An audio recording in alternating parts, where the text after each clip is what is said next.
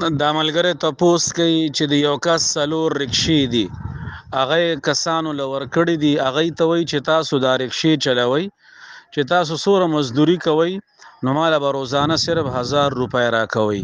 باقی چې څه تاسو ګټئ نه هغه بس تاسو وي. دویمه خبره وسره دا کړې ده که چېرې په دې رکشه کې څه د مرمت کار راته نو 1000 روپو پورې چې څه کار دی نه هغه به پکې تاسو کوئ او د 1000 نه بره کار هغه به پکې زه کوم. نو د دې معاملې څه حکم دی؟ نو جواب دا دی چې دا معامله د یو شرط په لحاظ سره صحیح نه ده. دوره حد پورې خو ټیک ته چې دا ورته اووي چې تاسو مال روزانه